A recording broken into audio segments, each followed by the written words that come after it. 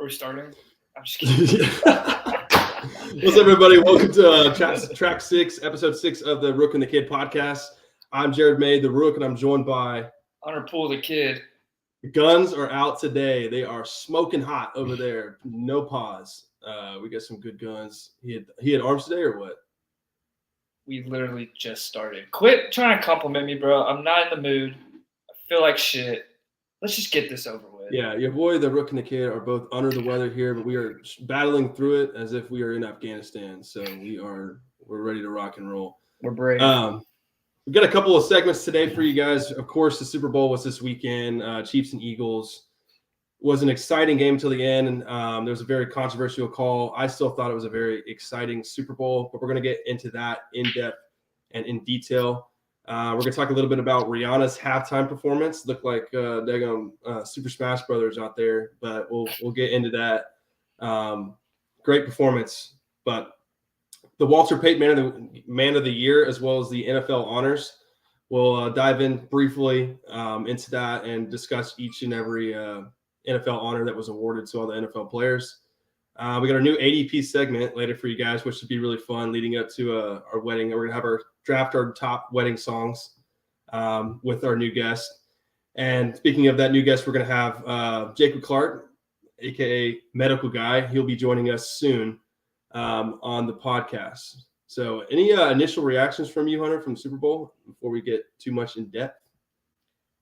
It was good to watch the Eagles lose, a Philadelphia team, lose another championship in a 3-month span. It started with my Astros, and then my GOAT man had to go, do the job on the fly, Eagles fly, you know what I'm saying? But, it was a good game. The Chiefs played better in the second half. They were Andy Reid started, pulling shit out of his ass. It made it a lot better. I think a big game changer was the Kadarius Toney punt return. So they just scored on the previous drive. They got the Eagles to go 3 now, and then Kadarius Toney makes 3 guys miss, and he's off to the races. Gets down to 5, and once that happened, the game was pretty much wraps. You weren't gonna, because once the Chiefs get hot, they're hot. Yeah. It was pretty electric game. It was back and forth. And like we said, we'll get more in depth into it later. I mean, Jalen Hurts had an awesome performance. Mahomes played very well. I don't think there was a lot of turnovers in the game. We'll talk a little bit we'll probably get to it about the turf and how slippery it was. It was very weird seeing all the players basically playing on a skating ring. Going out there and just slipping all over the place. It was very strange, especially on a grand stage like the Super Bowl. A lot of them were changing their cleats mid-game constantly. Yeah. Which I guess they kind of planned for it since, putting in new grass or artificial turf, can change everything, which, it's really weird to hear I can't do this, so let me go change my cleats. Usually maybe 1 or 2 guys do that, but when multiple guys keep doing that, obviously there's something wrong with it. And I'm not sure what the NFL was trying to do by putting this new stuff in there. If I had to guess, if they've been pushing to get rid of turf all year, so I'm assuming it has something to do with make all the fields grass. But you never know with Roger Goodell. However, we want to welcome aboard our guest speaker, Cuzzo Zaddy, medical guy. I'm not calling him that. I'll call him medical guy. I'm not calling him Zaddy. Be respectful. All right. Zaddy! Welcome on to the podcast, Jacob Clark. We're excited to have you. We got our medical guy in here finally. We're starting to ramp it up with guests. How you doing, brother? I'm good, guys. Love being on here. Glad to be on here. Glad y'all having me. Super awesome that Hunter just called me Zaddy. I'll remember that for the rest of my life. I took a shower for you, man. I took a shower for you. Dude, you took a shower and you also wore a shirt with no sleeves. I mean, couldn't ask for any more. That's stank. I can smell it in my room. Put them away, please. I'm gonna take this hoodie off. You don't put your arms down, man. It's just get too hot. Hey, the medical guy has perfect form because he studies it day in and day out. Yeah. It's just what I'm meant to do. What are you benching these days? 345 or? Oh, hey, we don't have to get in my numbers. We'll just talk about Hunter's. Yeah, you don't want to hear mine. My shit sucks. Yeah, I'm over at Planet Fitness right now because it's cheap, and they just go up to 75s, and I just take those bad boys for a ride. And just whenever I get tired, I put them down. Try not to slam them, because then you get with kicked out or whatever. You run with the Arnold split, or you do like the push and the pull? No, I'm old school. International Chest Day today. Back tomorrow, Wednesday, pushing some legs. Some calf raises, getting them sleds, and then whatever I need to do Thursday. Friday's show day, always arms, game day, show day. So let's go. Hey, Thursday show day for us is we got Dobbs $1 beers on Thursday nights. Oh, guys, enjoy it because that just doesn't happen anymore. Oh yeah. Well, if you want, you can go through a little background about where you came from, who you are. You can mention you're my cousin. It's all up to you. But I'll let you kind of tell us where you came from and what you're doing now and maybe why we call you the medical guy. All right, sounds good. So just a little bit about me. My name is Jacob, okay? Not Zaddy, except for Hunter. And I'm from Lufkin, but went to high school in good old Jasper. If you know where that is. If you know where that is, it's not for a good reason. All right. So just leave it alone. We all know it. We all know it. Simmer down. All know it.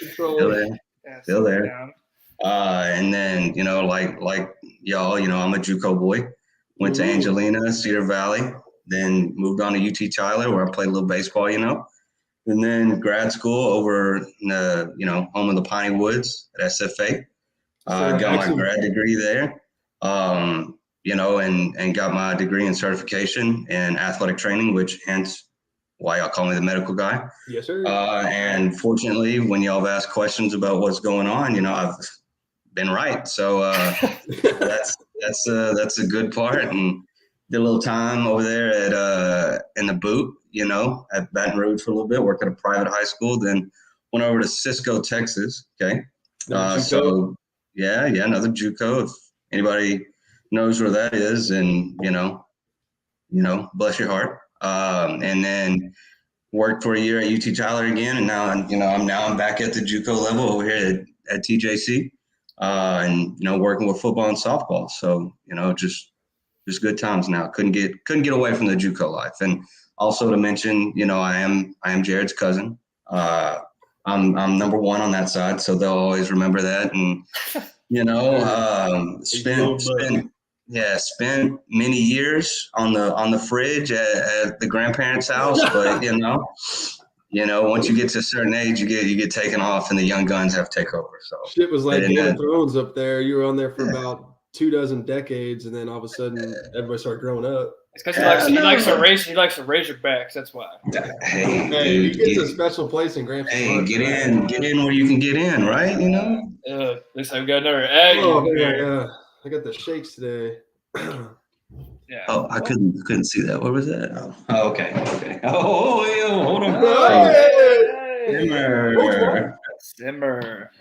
All right, well, that was very nice to hear. That was very touching. That 2 minutes and 30 seconds of that eulogy. That was awesome. Loved it. Loved every bit. Good deal. Oh, you're welcome, Hunter. You're welcome. Thank you. It's all for you. Thank you. I appreciate Hunter, it. Hunter, would you like to tell us where you came from? I came from the gutter. Ain't got time for that. I came from the gutter. I'm from Bluff. Oh. I'm a Bluff rat. Corpus Christi, it's a beautiful city if you love meth and heroin. We got a beach. Yeah, so if you like drugs, go to Corpus and go there. I don't do drugs though. I do drugs.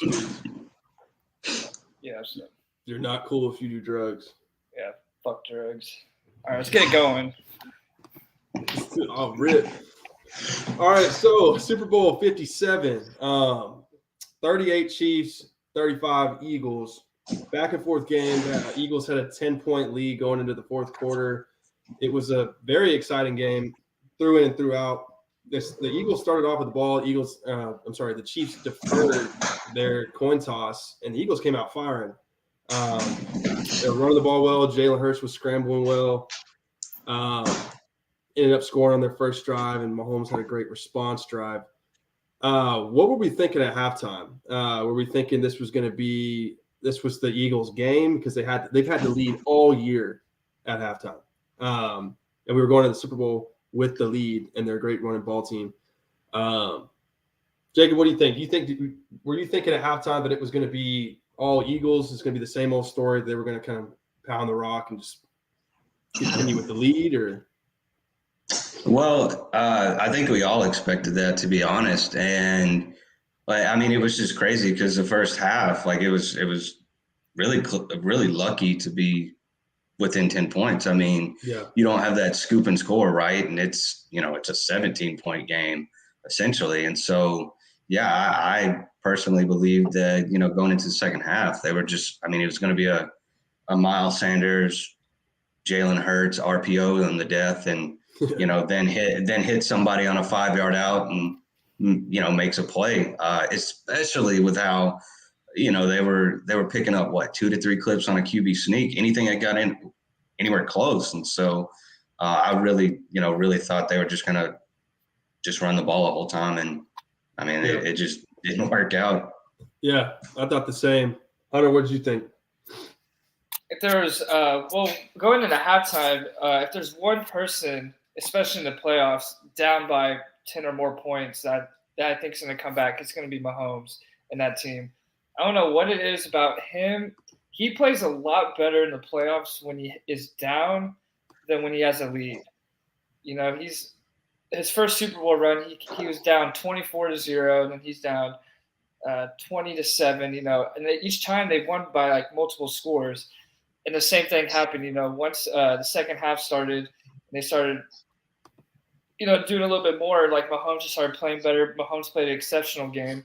Yeah.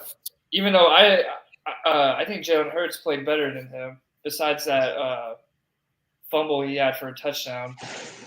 But for the most part, we talked about last episode, I think the Eagles did find their guy, and I think after watching that Super Bowl, I think they're ready to rock and roll with him moving forward, and he's gonna get paid. That's for sure. He might break their market a little bit.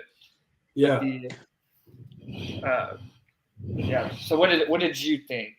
Well, we talked about it on the previous podcast with the analyst, with Ryan. We talked about it where we said that for the Eagles to have any sort of success, they had to run the ball well, and Jalen Hurts had to do his thing. But I mentioned that I wanted to see Jalen Hurts kind of carry the team on his back and do something extravagant, which is something that he really hasn't had to do. Arguably the whole season, but mostly in the playoffs. He had a very easy road into the Super Bowl. And then when I was watching him play, he was just playing incredible. He played lights out. He looks like he was worth the money. So he's probably going to get paid $50 million this offseason, somewhere around that number, and he'll fit right in with the market, probably top 7 paid quarterback. Would you go on the market right now or go on the air and say Jalen Hurts has surpassed Dak? No. Dak over Hurts for now? For the time being? Dude. Moving forward? Dude, it is such a smokescreen. He's going to get paid, and I'm not saying that because I think he's deserving of $50 million. He should be a paid quarterback in the NFL. But I said it in the last podcast that if it got into a throwing match between Patrick Mahomes and Jalen Hurts, that Jalen Hurts would lose that battle 10 times out of 10, and he's 0 for 1 starting out. And I know it's Mahomes, but you can argue Dak and Hurts all day long. At the end of the day, the Eagles got their guy and the Cowboys have theirs. And Dak is still the bird killer. So he might not be able to get to the Super Bowl, but every time they play, Dak dropped 40 on their defense. And it's not quarterback versus quarterback. It's quarterback versus defense. So I don't know who's better. I would say Dak's probably a better NFL quarterback professionally, but Hurts, no disrespect, he's probably either right in front of him or right behind him. I don't know what you think about that, Jacob. Well, if you look at it, they're very similar, right? They were both, very mobile in college and great leaders and stuff like that. And, Dak did the same thing his first year coming out, right? Very low percentage or not low percentage, high percentage throws. Yeah. You know, he had a good weapon, had a good running back, had all these things. And, you know, but they didn't really let him throw it, right? And same thing last year with Jalen Hurts.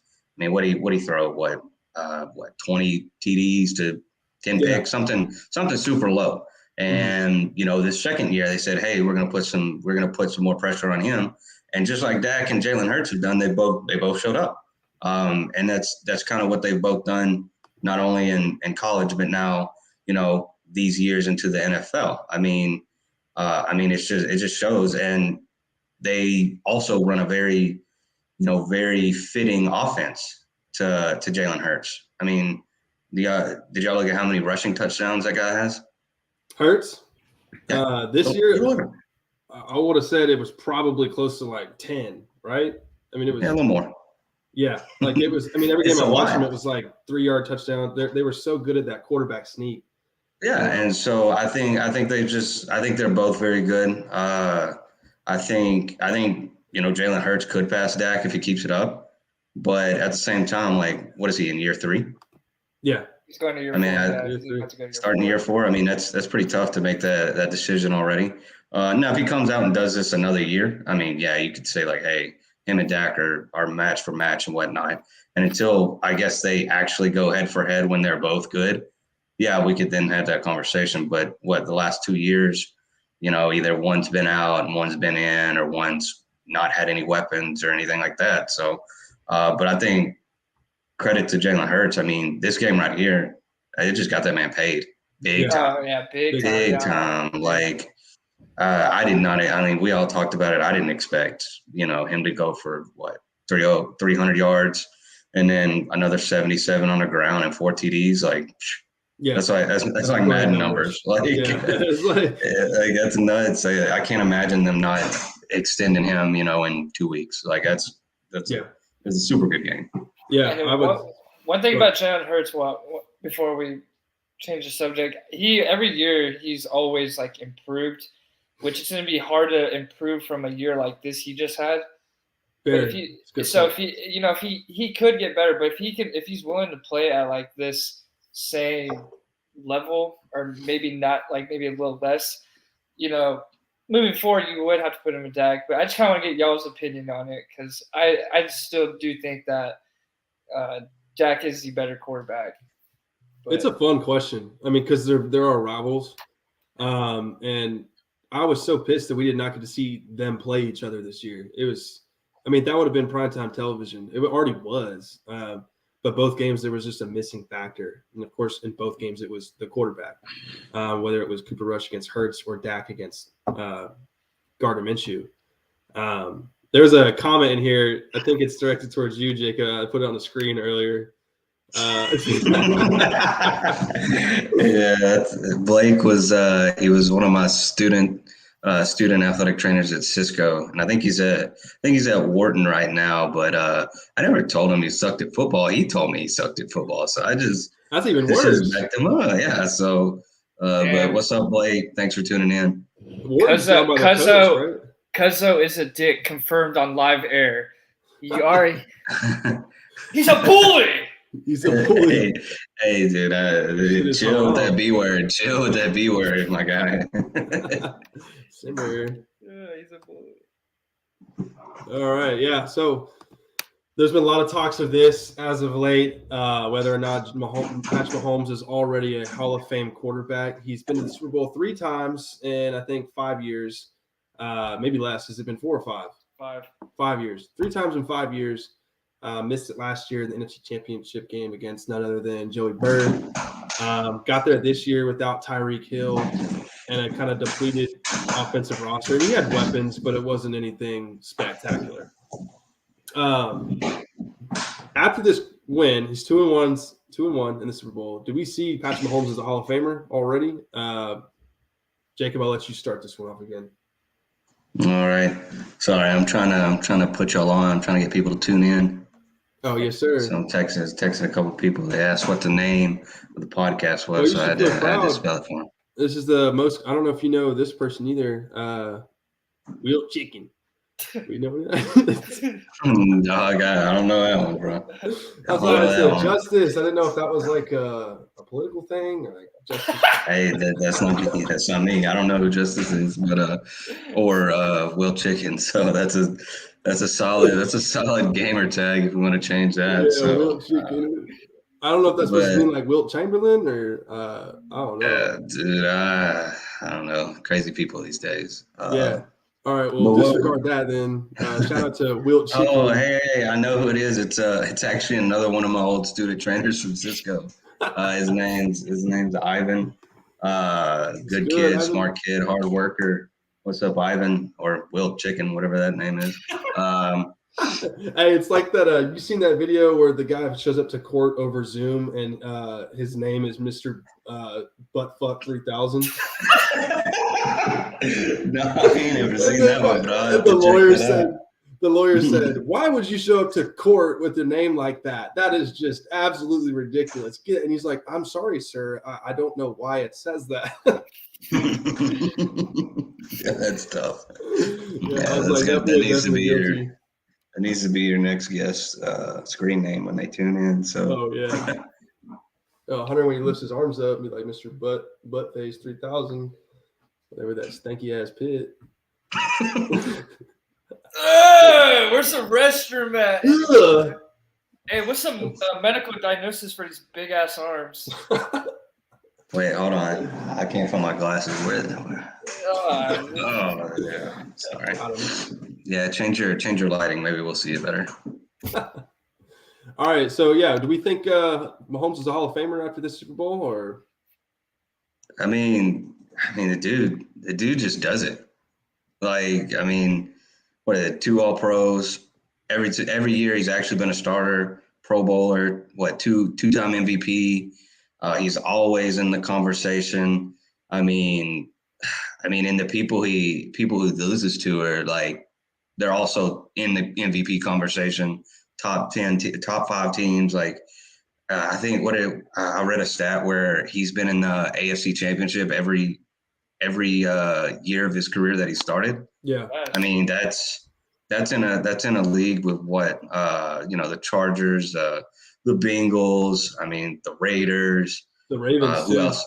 The Ravens, the Patriots. Like, I mean, you're just naming off top teams, and majority of the time he's also getting that number 1 bye. So I mean, it's not a one man show, but like with that team this year, it kind of was like, and so I think I wrote down some other stats. Yeah, his overall career rating on whatever the Professional Football Reference was overall was a 106. QBR, total QBR was a 75, and this is also including his first year where he played 1 game and did nothing. Yeah. 5 years with 192 TDs.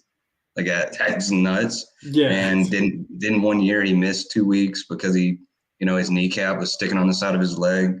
I mean, in 5 years he's got 14 game-winning drives. I mean, what is that? That's almost 3 game-winning drives a year. Where it's just like, I say he plays 2 more years, he's first ballot. He could retire right now, and he makes the Hall of Fame. He plays 2 more years like this, first ballot. I just can't imagine him not being. What's the medical diagnosis for when his knee was in his thigh? Was there a medical diagnosis for that? Yeah, that's a good one. That's a good one. Definitely said that a time or two. But technically it would be like a patellar dislocation, or a dislocation is when it comes out of socket and stays out of socket. So basically it's a platonic continental dislocation is what it sounds like. Yes. His knee looked like a continental drift of ligaments. His knee looked like a Pangea. Yeah, exactly. When it just dispersed and became the rest of the world. What was worse, exactly. That hit on Mahomes or when Mason Rudolph got hit with a helmet? Jeez, I gotta go. Myles Garrett swinging a helmet at me. That man is huge. He's a dinosaur himself. I know he likes dinosaurs, but yeah. Brandon Davis said Jacob Gurley made it hard. Yeah, Ruben and Brandon are a couple buddies. I told them to tune in. So hell yeah, appreciate the join, fellas. I'm liking the engagement here. You've met Brandon before. Yeah, I believe he's like a redheaded blondish guy. Yeah, he's got kind of. He was at But your he was wedding, in. right? Yeah, he was one of the groomsmen, and he lived at 1403 when y'all came and visited that one time. Oh, when David like busted his hand playing ping pong. Ping pong, yeah. When all my cousins walk in, and there was a voice crack. When all my cousins walked in, and grandparents and aunts, and there was a ping pong table with just triangles of cups sitting on there, and we're like, oh yeah, ping pong. Oh yeah, it's water. Yeah. Yeah. What do you think? What do you think Mahomes Hall of Famer? The Rook, if you want to do the honors about this question, debatable. Mahomes is already a future Hall of Famer. I agree with Jacob about maybe like he's already a Hall of Famer, and if he plays about 2 more years, just the way he does, like first ballot, he's already better than people like Troy Aikman and those guys who played in the 90s. And we've never seen anything like Mahomes. The way he's just so efficient. You could throw him to like he loses his maybe the best threat player in the NFL in Tyreek Hill and wins a Super Bowl. He throws for over 5,000 yards, almost gets a new record. Goes in the Super Bowl and shows you, like, even on a bummed ankle, he's still making plays when he's scrambling, getting out. Another good things about him is that he's from Texas. He likes to catch up. He's Madden. He's a 99 overall in Madden. Like, if a guy's a 99 overall in Madden, how would you not say he's a Hall of Famer? Yeah. I mean, obviously, multiple years. He's got the gold cleats for like 3 Maddens. Yeah, he's definitely a Hall of Famer, and just the way he'll be probably the closest one to get to Brady with all accolades, as in passing yards, touchdowns, Super Bowls. If anyone's going to pass Brady, it's going to be him. But even if he doesn't, he's still a Hall of Famer and will be the GOAT. Yeah, what's interesting to me is the fact I saw a little poll on Twitter that said, is this the greatest quarterback coach duo of all time? And I'm sitting there thinking, no. Like, as much as I hate Brady and Belichick, they're 6-3 in the Super Bowl. That's 9 appearances between one quarterback and coach on one team. And you're like, are they the greatest? I mean, yeah, there might be. You couldn't even call them the most successful either because they're 2-1. You're forgetting about the best one. It's actually Coach Taylor and Matt Saracen for Friday Night Lights. Yeah. With Riggins Riggs. Yeah, or you can go with another good duo was Coach Taylor and Vince Howard. That's a good one. That's a lot like the Eagles. But that's more like the Ravens, but I get what you're saying. Hey, I give Coach Taylor props. They actually coach to his strengths. So, yeah. So I think he is. If he retired today, I think eventually. I don't know about first ballot right now, but just because of how many years, I think the committee would be like, "Oh, we played like 5 years. Can't really actually do that." But eventually, I think he would become a Hall of Famer. Hopefully, he doesn't have to wait like Drew Pearson years, where he's like 98 years old. And like, hey, you made it. But he's just a phenomenal player. He's basically Superman. I mean, he looks like he's throwing a Nerf ball inside the house, and he can just is able to harness that power and throw it at whatever arm angle is possible at a very high accurate rate. He can put the team on his back. You give him weapons, he's going to be even more efficient. One of my main concerns about Mahomes when he lost his weapons, and me and Ryan actually talked about this off to the side, the analyst, and we were talking about how he had a really tough time hitting the checkdowns when he had those weapons because he was always just looking deep, looking second level, looking third level. And he took sacks and he was in the pocket for much longer because of that. And I said, if anything needs to change this year, he needs to learn how to hit the checkdowns. And who came out of the who bloomed? It was Jerick McKinnon out the backfield, getting it out. So he did a very good job of adjusting to his weapons, and it just showed how much of a different caliber. Which kind of runs into our next questions about both quarterbacks' plays, kind of like grading their performances and whatnot. Who impressed? I guess in general, as a team, or as an individual on each side of the ball, who impressed in this game? Who did we see was lights out, was detrimental to the win or loss? I guess we can start with the Eagles. The kid, you want to go first, or I'll let either way. I can go first. Don't matter to me. We'll let you go first. We'll let you do. I got number 32 on the defense for the Chiefs. He was all over the ball. Mahomes. He was there. The ball will be fumbled, and he was there to pick it up. He made some great defensive plays. I got him on the defensive side of the ball. I'm trying to go opposite of quarterbacks. Andy Reid's a good one. Andy Reid shouted out. I'll let you take Andy Reid. Andy Reid shouted out Eric Bieniemy, who we had talked about in the previous podcast was, not much of a factor because he doesn't call any plays. But Andy Reid credited Eric Bieniemy down the stretch for play design and coming up with these great formats for success. So I've got Eric Bieniemy and their defender, number 32. And I forget his name. I can see it in my head, but pardon me. So I got that. And for the Eagles, obviously it's Hurts. It's got to be Hurts, and their receiving core were outstanding. Devontae Smith made some incredible catches. He quickly learned he was 170 pounds on that first catch he caught. Boy's helmet almost went to Mars. And then A.J. Brown was A.J. Brown. So shout out to those guys. Keza? Yeah, so I agree with a lot of what y'all said. Another thing I wanted to throw in, like obviously you throw in Mahomes. I think his ability to move was a big thing that everybody looked at, right? With the high ankle sprain, he took 0 sacks last night against the number one number one defense yesterday, and then Kansas City rushing, right? They averaged 6 yards a pop, right? With Pacheco, obviously Mahomes, McKinnon, whatnot.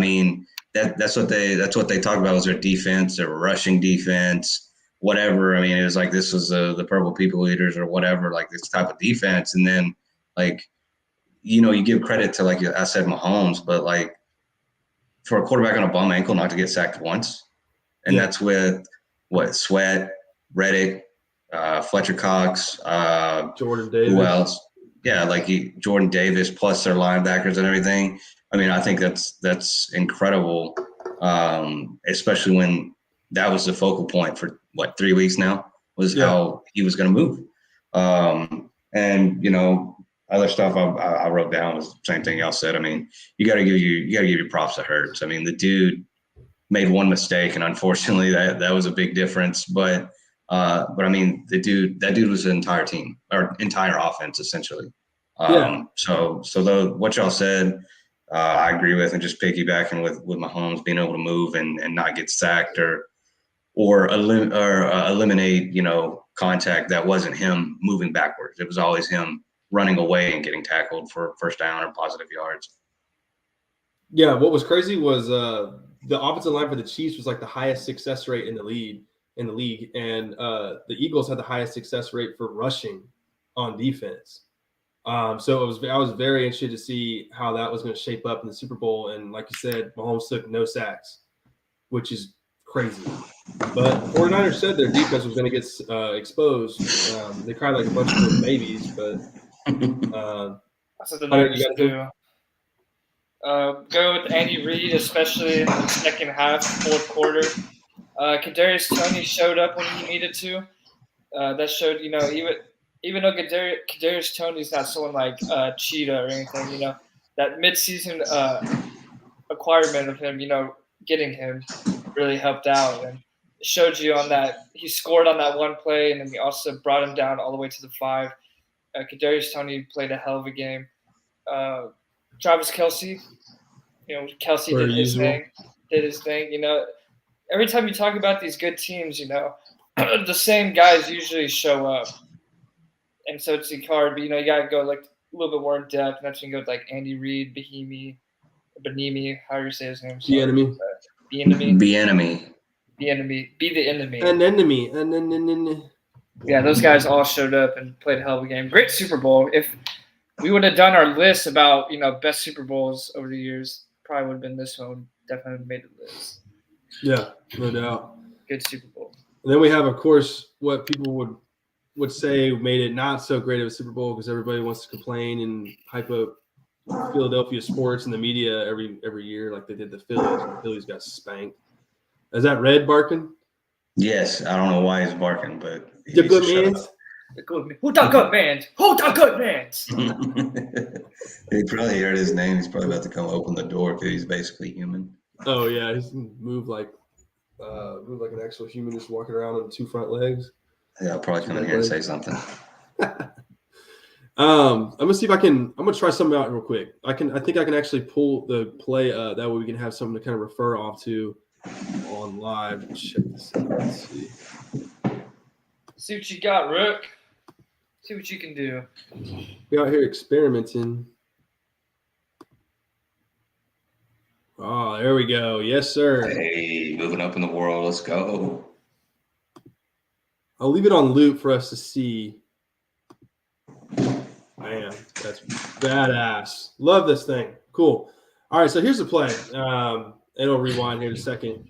Do we have a DPI here, or do we have no call? What are y'all thinking here? Y'all think this is too big of a moment to call a penalty, or do you think it doesn't matter what kind of moment? A penalty is a penalty. Obviously, this is a huge discussion right now because everybody's like, "Oh my god!" Well, that's kind of the whole point of it is that it doesn't matter what time of the game it is. A penalty is a penalty, right? And people are just so frustrated, especially Eagles fans, because it cost them allegedly the game, but it's a penalty. Like if you do that, even Granberry came after the game. He's like, "Yeah, I tugged him. I could get away with it."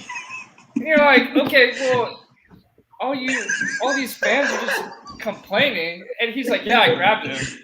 Like, even grandbaby, grandmother came out after the game and said, grandpappy said I held him. Grandpapa came after the game and said it was a penalty.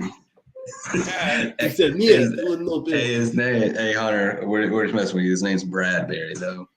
Oh, is it Bradbury? Yeah. I'm kind of grandmother and shit. Hey, if anybody doubts our credibility on this podcast, we've been right about a lot of things so far. So I don't want to hear it. We're a little under the weather. We're a little off our game. Simmer down over there. We got 2 comments. I didn't even want to do this shit today. Are you gonna let him speak to your dog like this? Brandon's just mad at him because he jumped on him the morning of our wedding when we were all barely alive from the night before at Cowboys, so he's mad at him. A regrettable decision that I did not go. It's okay. We'll forgive you. We'll make fun. We'll make a wedding, of course. We'll make a wedding. Yeah, but this is a penalty right here. Definitely. Good call. They're elections too. Oh, I do agree with Hunter though. It is a penalty. I think did they call it a DPI or a holding? I think that was the biggest thing is because a DPI, you can get away with a lot of contact there at the line of scrimmage. Obviously, I mean y'all play ball, y'all probably know more than me. But at that was the biggest thing is a holding. And like I said, I agree, penalty for sure. And I mean, if you want to look back early in the game on what was the first touchdown to Kelsey, I mean, they essentially ran the same play, right? Yeah. A little end and out and up. And, if that linebacker grabs Kelsey, right, he doesn't score a touchdown, it's a penalty. Same thing right here. He's beat, right? Yeah. He's beat, and he has to grab him to stop a touchdown, which, I mean, to be honest, right, that's kind of what you're taught right there. If you're beat in that situation, you'd rather give up 5 than give up 7. Right. Huh? In reality, it's kind of a smarter move. Yeah, and so I completely agree with Hunter. I don't think the timing of it matters. It's a penalty. I mean, that's embedding the receiver to go get the ball, whether it's catchable or not. So, totally agree with Hunter right there. ESPN will tell you different. They'll be like, "This is terrible," or Fox News. I'm pretty sure what Bradbury was. I'm pretty sure Bradbury was thinking there is, "Oh crap! If he beats me here to win the Super Bowl, I got to watch him and Patrick Mahomes' brother Jackson Mahomes dance on the label at the 50-yard line and get like millions of views." He's saying, "If anybody's going to beat me, it's not going to be Juju, Corvette, Schuster." But like you said, you get that like 5-yard window to kind of get scrappy with it because you don't know whether it's an RPO. You could get picked on like, that slant and flat kind of pick play. You can get picked in between 5 yards, and it's wishy-washy in there. Well, but I think that's why this was called a hold instead of a DPI. I think it's definitely the right call. Well, it looks like Juju's trying to run like a wheel route. So then what happens is, if you watch here after this right here, okay, so he's going to try to go upfield, but he tugs him back towards him because he was going to have separation going towards the sideline. Then he was going to go upfield, but then since he tugged him right there, that's what caused like the whole route to even be like, mess with. And that's, you got to call that in any situation. Like that is a holding. Yes. And then people would be like, they talk about don't put the game in the ref's hands, but like an obvious thing where he's beat off the line. If he gets outside leverage and he goes up, like it's a different ball game. I think. Yeah. And it's not like they were trying to draw a penalty either. They wanted the clock to run. This was towards the end of the game where we're approaching the 2-minute warning, and I believe the Eagles had 2 timeouts at this point of the game. And Jerick McKinnon was smart later in the drive after this penalty. They got inside the 10. They were trying to let him score. He went down right at the 1 inbounds, or right at the 2 or 3 yard line inbounds. That way they can waste timeouts, and that's what caused Jalen Hurts to that dirt ball at the end of the game. I think we all agree this is a penalty, and I don't think anybody should get their panties in a wad. But yeah, I definitely agree with that. It just sucks that it just happened at the end of the game like that. I get why people are upset, but at the same time, like, you don't call that right there, and then you get the other side of it. Yeah, you get the other side of it. So it's whatever. I mean, it just sparks controversy, and that's what I mean. It's the last football game of the year. They want something to talk about for 4 or 5 more days. This is something where it's like, oh, what about the penalty? Oh, Mahomes would have done this. Well, Mahomes won without the penalty, and you're like, okay, like really? Yeah. Okay. Lakers in 5. This is an awesome setting, though. That I was trying that out with the screen before we started, and I was really intrigued to see if it would work, and that worked perfectly. Yeah, loved it. See, we're getting better every podcast. Hey, that's all you can do. So you can play videos here. It ain't gonna work like that. Hold on, big dog. Don't be putting these. Wait. Don't put any more butter on my plate, bro. Don't put more like potatoes on my plate. I already ate like 3. I just want to. This is for David. This is for not. Wait, what are you sending? I can't. If you're sending me to you on my phone, I can't put it on my computer. I'm sending it to Twitter. Were you on Twitter just now? Yeah. What account you send? I gotta like switch accounts. All right, y'all discuss State Farm rig. Motherfucker gonna send me on a Elon Musk tour over here. Like, hey, go figure out Twitter. He's gonna send you one of those where you open it up and it's that black guy sitting on the bed with his hog hanging out, and he's like, "What?" Oh, you're on a podcast. So hey, yo. Yeah, no kidding. I got a good one for you. Yeah. Whoa. Yeah, State Farm rig. That is not a thing. Oh, you don't think so? It's at State Farm Stadium, and the script was flipped from 37-35 Eagles to 38-35 Chiefs. They got that holding penalty at the end of the game. Because it was it's State Farm rigged. Everything's. I love conspiracies, but yeah, that shit's not a conspiracy. The better team won yesterday. The better team won. Yeah, they had to have Kansas City win. If Philly would have won, then it really would have been like, oh, East Coast or Coast East Coast. All right, let's see. I got the. This is for David. You said. It's for David right here. Hold on. Uh-oh. All right, y'all keep discussing. I got the wrong tab. It's like, hold on. I'll be good in just a second. Just one moment. Well, what's the next tab? We're gonna start talking about Rihanna. Oh yeah, we need your full attention for that. We can't just go. 2 people can't do that. We gotta have all 3 on that, baby. Yeah, well, Rihanna. I wish you would have brought out Beyonce. That would have been really nice. Like light skin heaven. Or I thought she was gonna come out with Rude Boy, but she came out with "Bitch Better Have My Money," which I didn't even know. That's a solid one to come out to. Like you set the vibe like real quick. What song would have gone with if you were her? Well, I was a little upset that she did not play Disturbia. Really a big fan of that song, and it didn't even make the cut out of whatever the 12 songs that she played. So I was a little upset with that, but I thought she did what are we watching? Bro, is this your iPod Mini right now? Like, what are we doing? Oh my Lord, I can't get it to expand. Let's see if I can. Siri, hey, they're listening to me. Oh, is this your alley-oop? Yeah, that's my alley-oop. Wait, is this a clip of you? Oh yeah. Yeah, this is Hunter down at the bluff. This is me throwing an oop from like the 3-point line. I'm gonna get canceled because of our DM. Look at that. Andrew Tate. Oh, dude, yeah. Hey, what's crazy is you pulled that up, right? And then Siri popped up on my phone like I was talking to her. So I mean, if all our stuff shuts down, like they're listening. That's on Hunter, man. Oh yeah, it's a dang pizza box gate. Oh, good God! All right, yeah. So let's talk about Rihanna. She had we're gonna rate the performance. 1 out of 10. I think she was pregnant. Still good. You ain't never seen a pregnant person before, Jay?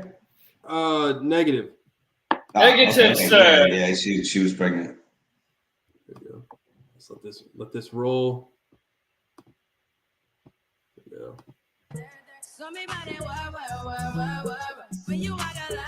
Hey, what y'all think of the dudes? Like, if you're not making money on social media, try doing. What the fuck was that? Whatever, man. I'm done working with that. Yes. Bro, I ain't even got YouTube for you. I'm like, bro, you challenged me. No free ads, baby. No free ads, baby. I was 1 for 1, and Hunter was like, "Hey, check out this DM of me like throwing an alley-oop." That's a DM of himself.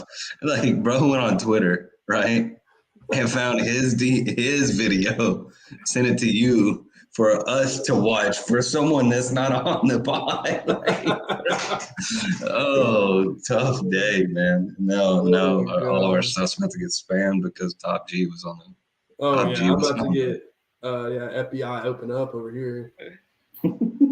Oh gosh, I thought Rihanna's performance was pretty good. I gave it like a 7 out of 10. I thought when she came out, she gave us that LeBron like Miami Heat stare, and I was like, oh shoot, like she's up to something.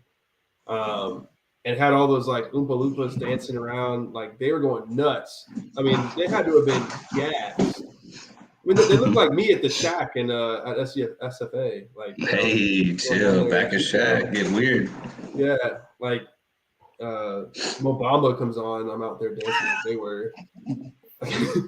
That's the it looked like Super Mario Galaxy with all those shifting platforms up there. I was like, where does that even come from? Though the roof was open. What y'all think? Yeah, what you got, Hunter? I love Rihanna. Like I said, I wish she would came out to Rude Boy so I could have been right.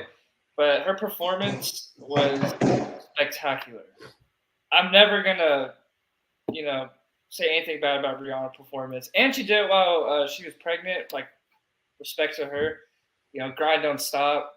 You gotta still make everybody happy. You're an entertainer, and hopefully I'm the father because. Pretty sure it was Chris Brown. Oh. I'm just playing. All right. What was y'all's favorite song that she performed? I liked the one she opened up with. Did she have my money? Or Shine Bright Like a Diamond? Or that's what it's called, right? Shine Bright Like a Diamond? No. She opened up with Bitch Better Have My Money. Yeah, but later she started singing I can't remember the name of the song. Diamond. Yeah, Shine Bright Like a Diamond. Yeah. You're right. I like that one. That one got me in the rhythm. Felt like it was in a Camaro. You don't even know what the name of the song is. That's tough. Not bad. I mean, how are you gonna say it's your favorite song? You don't even know the name of the song. Isn't it called Shine Bright Like a Diamond or Diamonds? Oh, you tell us. It's Yeah, your favorite song. that's not my favorite song. Not my favorite song. That's a mute. And our guest is no longer with us. Yeah, it's Diamonds by Rihanna. Yeah. I mean, you're close. Thanks, Apple Music. Yeah, Rude Boy was definitely the best one. So I'm gonna rate on 1 to 10 if I can. Y'all didn't let me rate, but that's cool. I'm gonna go with 8. I'm gonna go with 8.7. Like the Dave Portnoy rating system. Yeah, a little bit, and reasons being, like Hunter said, she was pregnant. It's pretty talented. Second, this was her first production or anything like that since like 2018. So I think that's pretty incredible. Like, that's where you do it. Like, probably one of the most popular things watched in America, especially yesterday, compared to every other day. And then favorite song was, Found Love in a Hopeless Place. Like, dude. Yeah, that's me, bro. Bro. Yeah. Just, those what are TikToks, Reels, whatever. I'm old now, where it says oh, when you were born in 1993 and you're almost 30 and you hear this and it just takes you back to, whatever. Yeah. Like freshman, sophomore year of college, and you're at some frat party drinking whatever, and that comes on and everybody's just like that's what it takes you back to, man. So, just Four Locos in your hands. Yeah, a couple Four Locos, or solo cup. Yeah, solo cup of that jungle juice or whatever they feed you at those parties. So yeah. Rico's ruthless. Yeah, so you were drinking Four Locos. They were like powerful. They had to like notch it down. Yeah, I had my first Four Loko at Texas Lutheran University up there in Seguin. I was still in high school. Your parents are watching this. You know this, right? Hey, don't indict yourself, man. What are you doing? They know about it. They know about it. I came home and I was grounded, and for a long time, they said, "You did what? With who?" And I was like, "Yeah, Travis." Well, I think Uncle Brandon was definitely probably more mad at the fact that it was a Four Loko, not what happened. Let the record say he has no idea what alcohol was drank. He just knows a raccoon was killed. Okay. Well, yeah, you'd still be at the house. Like, I told my dad, for some reason, I was like, "Yeah, we were so drunk. Like, I threw like this baseball at a raccoon on a dumpster, or Travis did, and it like wasn't moving after that, and that's what grounded me." But no, all right. That actually did happen, but I definitely got grounded for drinking. That was not a fun summer. Yeah, your dad definitely had you out there mowing the yard like every second day. Oh, he had me cutting the yard with scissors. Oh, dude, yeah. Feel like Shawshank Redemption. Oh, no doubt.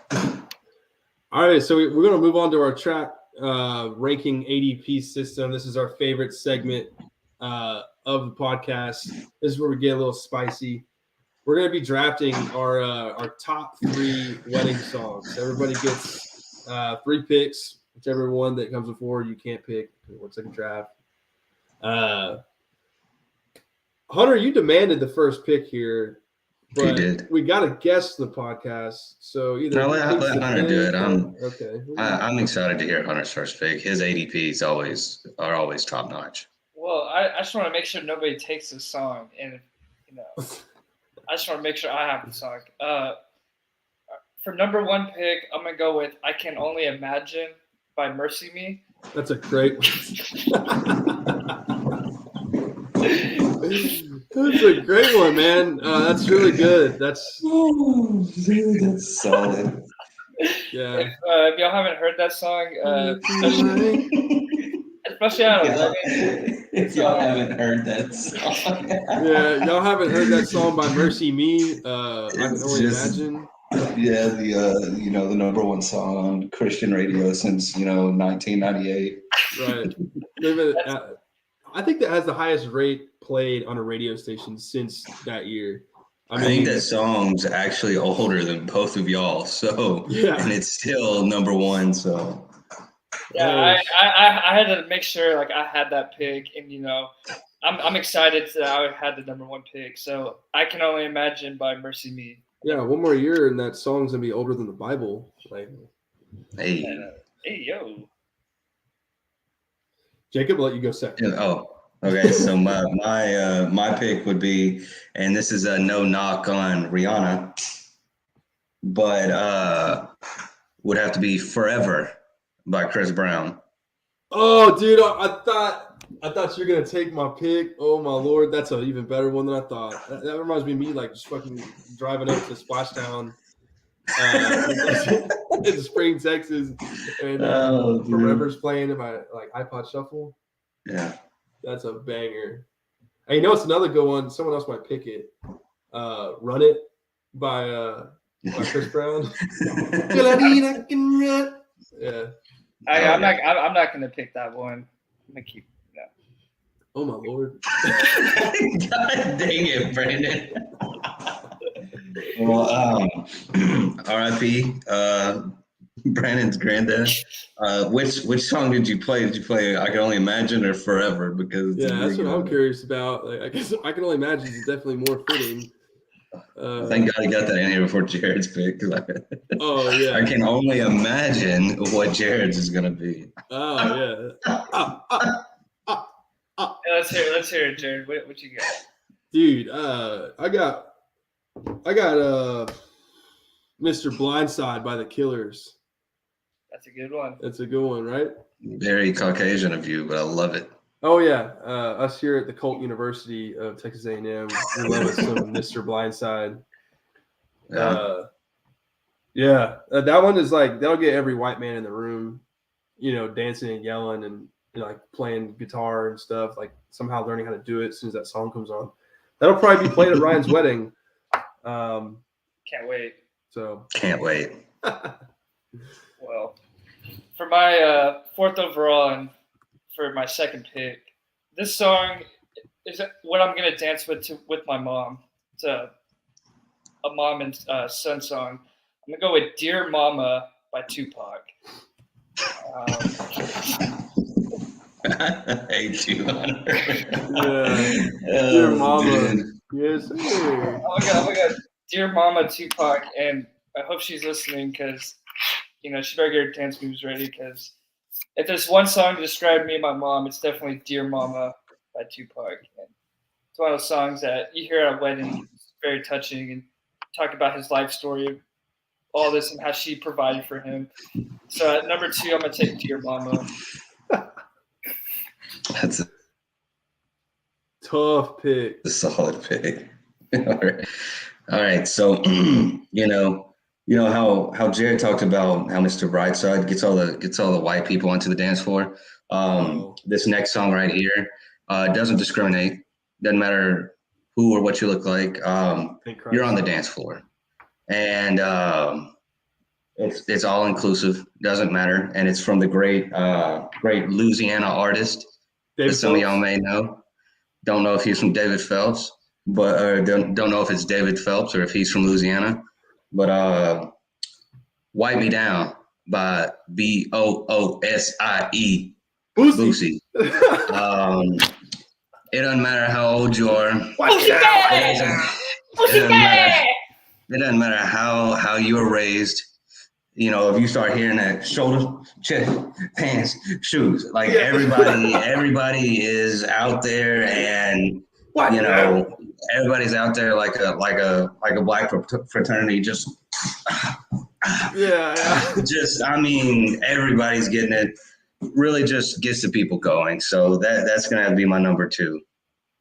I've got that's a good one right there. That'll be played at Ryan's wedding. I don't know if he knows that yet, but it's getting snuck in there. And sorry, Ryan, if you're watching it, but just be prepared. This one's a throwback as a one hitter. I got Mo Bamba by Sheck West. That one I get everybody bumping. Everybody's just gonna have one hand in the air in a mosh pit, just like Sheck West. Gramps and Nana in there. Oh, Gramps is shaking. Got him up. Yeah. Hey, how much money do you want to put if Gramps actually gets out there and starts dancing? I would pay a lot of money. I'd pay a lot of money to see that. Me too. Actually, after we're done with this ADP segment, I have a pretty great story to tell you because my sister lives with my Aunt Gramps, and she sent a text message to me and Heather about something that Grant said that is just like wouldn't have called it ever in my lifetime. So, dude, just phenomenal text message. So, all right, we got our last round of picks here. Go ahead, Hunter. For number 3, I'm gonna go with something a little bit more that everybody knows. I'm gonna go with "Big Papa" by Biggie Smalls. That song reminds me of my dad, and he's my Big Papa. He's your hero. Yeah, he's my hero. So at number 3, I'm gonna go with Big Papa. Bro, I'm loving the engagement in the comments. That's a good pick. All right, and then my last pick. I didn't really want to name one, so I just termed it in one term. But I mean, you got to go with line dances, right? Like, yeah, I had a couple on there. I mean, whatever you get. I don't even know the names to half of them, but like I know that like Copperhead Road or like the Cupid Shuffle. Yeah, it's just everybody knows them, and everybody involved. Yeah, people that don't even know how to dance, they get out there and you at least teach them. Doesn't matter, but those got to be on there. Definitely, yeah. I had both of those on mine. I was gonna share them at some point. Line dances get everybody involved. That's an easy one. So especially the Cupid Shuffle. That like the wobble. Yeah, absolutely. Yeah, wobble baby, wobble. Yeah, I got 2 Phones by Kevin Gates. I had to put my boy Gates in there. I got 2 phones. Yeah, I was about to go with Federal Pressure, but I figured. Hey, he should have gone with Federal Pressure. I love it. Federal Pressure, that's a good one. Or Serving H. Hey, what about No One? Oh, she say I'm a dog, but it takes one to know one. That's right. Takes one to know one. You don't know about that, Kuzo? You don't know about that Gates? No One? No, I know about that Gates. I prefer the that floor. boy from East Texas, bro. He knows what Gates is. I prefer the floor more than anything.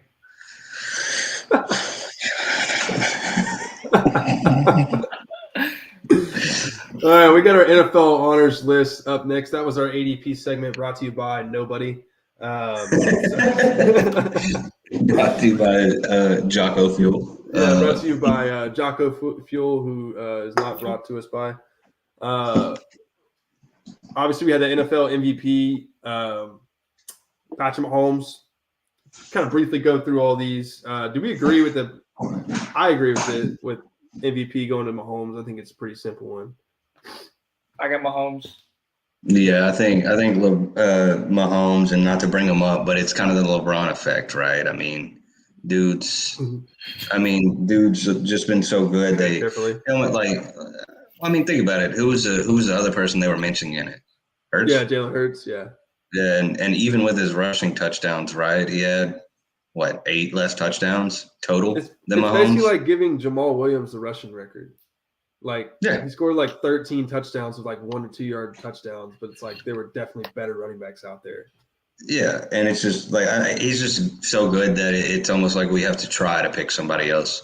I think the two seasons he was an MVP. Like Aaron Rodgers had 2 of the best career years of his career.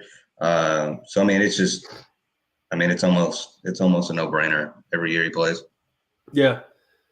Offensive Player of the Year was Jetta, Gritty Boy, Justin Jefferson. I actually predicted that Jalen Hurts would win this award if he didn't win the MVP. But it went to Jetta, which Hunter had also predicted on the podcast.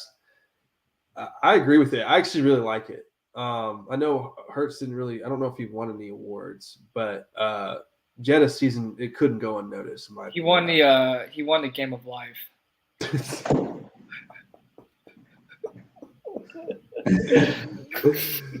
Jeez. He won something. I also agree with Jetta getting it. I noticed these Offensive Player of the Year awards are for the MVP is more of like a quarterback award, and then offensive players like the wide receiver who's about to have 2,000 yards, or like someone like Derrick Henry getting 2,000 yards rushing, and they're going to try to go to those skill players, and no one else deserving than someone like Jetta, or you can even put someone like Cheetah on there because they balled out. True. Yeah. Yeah, I agree with Hunter. I think Offensive Player of the Year. I mean, you made the MVP a QB award. You might as well just say, offensive player is somebody else on the offense besides the quarterback. And I like Jetta. I like that award. I thought someone else that it could have gone to was Josh Jacobs. Yeah, he was a mule. The dude had what, over 1,600 yards rushing plus another 400 yards catching. I mean, 200,000 yards on a dude that didn't get his fifth-year option picked up. Like, I mean, I like Jetta, of course. I think it could have gone to either of those. I think Record had to do a lot of with Josh Jacobs not getting it. Yeah, for sure. He only won like 7, 8 games. Yeah, but there's definitely 3 or 4 dudes that could have been. But I definitely like Jetta getting it. That dude was a monster. For certain. Yeah, I totally agree as well. And I thought about Josh Jacobs too. He was obviously a fantasy god. You had him the entire year. And which tight league. I can't wait till football season comes back around. It'll be a lot more fun running this podcast, as well as like being like co-commissioners and stuff. So that'll be a lot of fun talking. Yeah, I was supposed to see you in the championship. Where were you at, Cuzzo? I was there. Bro, I was there. Freaking Travis had his one game every 3 games where what he scored like 150, and that was my first week in 6 weeks that I hadn't put up 130 plus, and so I was like, this is a tough day. I think when the NFL put out that graphic about like tough beats about fantasy players, I think 3 of them were mine. I think it was like Jacobs, Andrews, and Diggs together got me like 14 points. And so I was like, man, that's RB1, wide receiver 1, my tight end. So I was like, I appreciate Devontae Adams and AJ Brown. You really helped me out. Yeah, looking back at that, probably should have kept one of them. Definitely didn't call Travis Etienne getting his foot stepped on and then not being able to play again for the rest of the year. That was tough. And then didn't call Lamar Adams, having I don't know what he had, a hurt ego and not playing for the rest of the year. And then essentially Mark Andrews just like, not getting the ball. Yeah, just out there running cardio. Yeah, dude was just in the way. Yeah. So that was definitely tough. I hated that. Very tough. I called my team the injury reserve most of the year. It was brutal. Jamar Chase, Breece Hall. If Breece Hall did not get hurt, I had Tua, which obviously he had the most concussions than anybody I've ever seen. Very sad. Gosh, man, I played Travis in mid-season, and Breece Hall went down with injury, with his injury after he ran like 67 yards for a touchdown. So I'm like, if he didn't go down with an injury, I'm 9-5. I get first seed. But since that happened and Tua played like crap against the Steelers that night, like it didn't work out for me. So, but yeah, injury reserve, tough year. Hopefully, my players that I draft won't be Zeke, and it won't be like players that get hurt every single week because that was brutal. Nick Bosa won the Defensive Player of the Year. I feel like it's become kind of a sack award. Parsons didn't get a single first place vote once again. Very strange, but I think the award should have gone to Bosa. I just think it's become a lot like the MVP award. It's kind of become a sack award. Yeah, because defensive ends are probably the most valuable position on defense. Yeah, because they can get to the quarterback.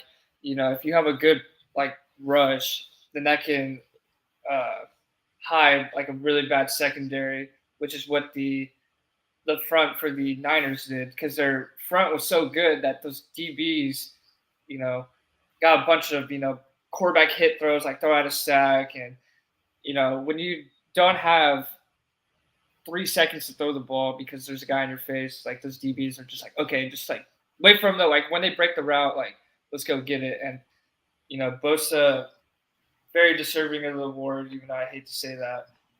But you gotta give it to him. I think the Micah Parsons not getting a vote, which is really, really weird.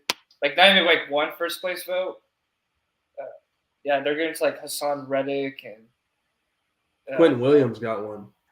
Yeah, Quentin Williams, which Quentin Williams has played spectacular D tackle, but come on. Yeah, I agree with both of y'all. It's kind of tough when like everybody in the league is saying like Micah Parsons is one of the best players to ever play or to play defense the past couple of years, and like for him to not get a single one, like come on. Yeah. And I honestly thought Hassan Reddick should have been up there with those three. I think those were the top three, defensive players of the year. And I think Hassan Reddick gets kind of shadowed just because he plays on such a good defense. I mean, you have all those big names over there. I think if Micah Parsons didn't go through that 4-game bad streak where, he was – sick, couldn't keep food. Yeah, he couldn't keep food down, and then his hamstring was hurting, and then his hand looked like a bowling ball. Like I think he ends up getting at least multiple ones. But yeah, I think it's pretty tough how you don't give like a single first place vote. Yeah, I would agree as well. A lot of, like Hunter said, the edge is probably one of the most valuable positions on the defense, if not the most valuable. And a lot of times, a pass rush can make a secondary. And I think we kind of saw that with the Eagles.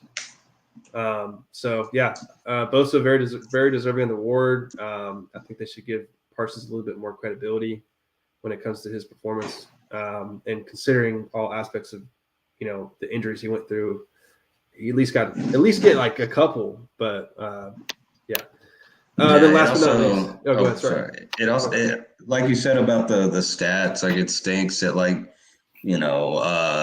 Linebackers and defensive backs aren't mentioned. I mean, Trayvon Diggs had 11 picks last year to even get mentioned in like the top 8? Like nothing. Yeah. I think that's tough. So, you have dudes like Sauce Gardner and all them that are, Revis Island almost and like not getting a mention. Yeah. Like, I think that's tough. It's very weird. I think like they pick and choose very selectively. So I thought about that too. I wasn't going to bring it up about the Trayvon Diggs, but I mean, 11 picks is crazy impressive. Yeah. And not one notable accolade for it, really. I mean, so Dak Prescott, our guy, our leader of the pack, the Dallas Cowboys, we got the Walter Payton Man of the Year. This is good news. I think this is it's good PR, and I think that Jerry Jones, now seeing this, it's a lot like his ankle injury, where it's like, okay, you kind of have to keep him because he's such a great guy. Kind of goes towards Hunter's argument, saying it's kind of not like a pity thing, but like, it's just had a really crappy season statistically. He played well, argue whatever you want, but it's really good to see him have some positivity and some recognition, especially after all the crap he's been through. But what y'all think about him? Well, what's good is if you don't win MVP, it's good to win this award. It's probably the second best award to win because it's doing stuff to like help the community, and he was doing his foundation for mental health awareness, and he's gonna start doing like a cycling thing, cycling competitions, kind of do stuff to get your mind off, things you're dealing with. And he's always been a big advocate since he went through some stuff about talk to somebody. And then you have people like Hayden Hurst who went through the same thing. He's like, thank you. You saved my life. Like your platform of being a Dallas Cowboys quarterback, having these mental issues, and speaking up about it when you're the most scrutinized franchise and position in all sports. And something like Dak's a good man to win the award. Hopefully he'll take up We'll keep doing what we're doing with this off-field stuff, and let's bring it onto the field, and let's go from there. Respect. Yeah, big time award. Obviously, none of us know Dak, but like all these things like this, I mean, I think he's up for it almost every year. I mean, I think that's just super cool. Super cool that, he uses that platform for such good things when, being for the Dallas Cowboys, I mean, he doesn't necessarily have to. And being surrounded by, like we talked about a little bit before, like being a Dallas Cowboy quarterback and or player, like you get a little bit more media coverage, if not a lot more. And for him to take this and run with it to not only help just in the community, but help on something that's such a big, whatever you want to say, epidemic or whatever now, with mental illness and stuff like that. And just showing that, even the quarterback of the Dallas Cowboys, which I'm sure all of us as kids always would be like, that'd be, a dream would be that even he struggles, with, dark thoughts, with suicide, with, mental illness, whatever, and that he struggles with things that people like us struggle with, and that nobody's too big or too little to get help. Yeah. And so I think that's a super cool thing. I think it was super shitty of him getting booed for that. Like, Dad, boo you for being a good guy. Like, I think that's pretty tough. Then, I mean, we all saw the videos about him being like F Philly or whatever. I think it would have been even great if he'd have grabbed the award and then like double birded it to him and whatnot or whatever. But yeah, I thought that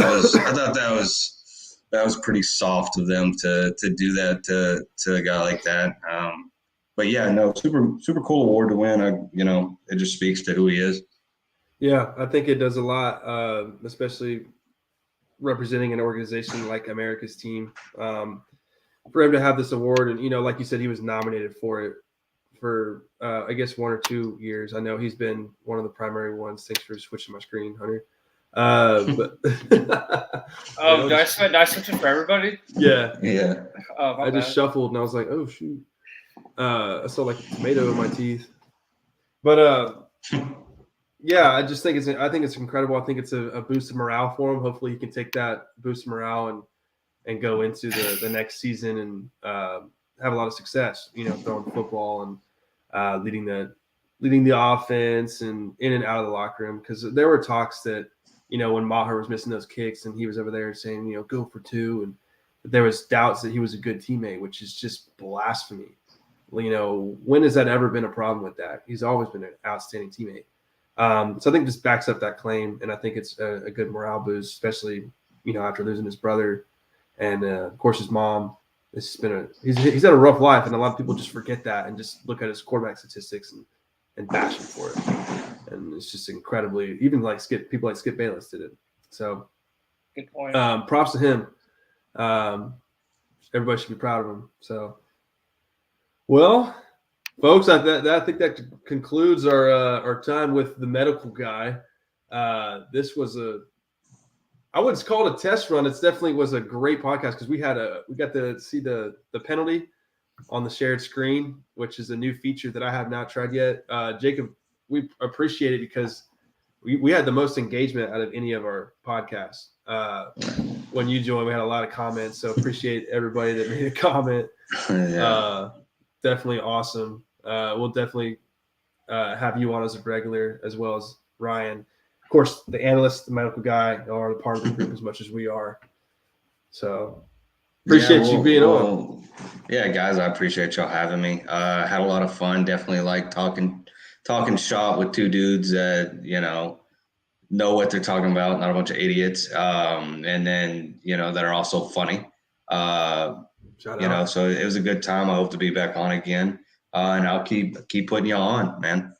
Get some of these jabronis I call friends to start watching more. So hopefully I can start getting some more people that aren't freaking 21 years old and 30-year-olds like me to watch. So, but yeah, I'll be putting it out there, and y'all keep it up, boys. I appreciate it, man. You're one of the early supporters, so I really appreciate you, being out there on the social media, shouting us out. So it means a lot. Yeah, just remember, I'm still number one, Jared. So whenever you have any doubt, just look back at that. Just know, number one. Respect. Cuzzo Zaddy. Hey, one more time for PR, Hunter. Cuzzo Zaddy. Oh, dude, I'm gonna have to go to the restroom here in a second. So Hey, Hey, Red, close the door. Hey, one more simmer for the crowd. Simmer. All right, boys. I'll catch y'all later. Thanks for having me. Appreciate it, man. Nice talking to you. Oh, well. Well, that was fun. We appreciated having the medical guy on. The medical guy and the analyst will be repeatedly joining us at least once or twice every month, every week. We got episodes releasing every Monday and Friday. Some PR news. We got a possible 1v1 basketball matchup between the Kid and Nightmare Blunt, aka my little brother. So hopefully we get some footage for that. I'll be able to commentate the game. It'll be some good content for everybody to enjoy. So we've got our our stuff up here, Instagram and Twitter and TikTok, and we're everywhere. We're doing as much as we can to get out there where this is a serious deal. And our Instagram, follow along, catch along with the stories. There's some good comedy in there. This, especially if you watch the podcast and you can correlate it with it. Some very entertaining. If y'all saw the post with the medical guy, he looked like one of the Foo Fighters out there, one of his pictures. So we're excited for the future. We're going to get even better and better. Eventually we'll upgrade plans and we get some more video clips in here for you guys. And we're just now starting to master everything. So The Rook and the Kid, you know how it be. TRAK 6, appreciate you guys coming out. We'll be out for TRAK 7 dropping on Friday. So follow us on Instagram and TikTok. Appreciate y'all.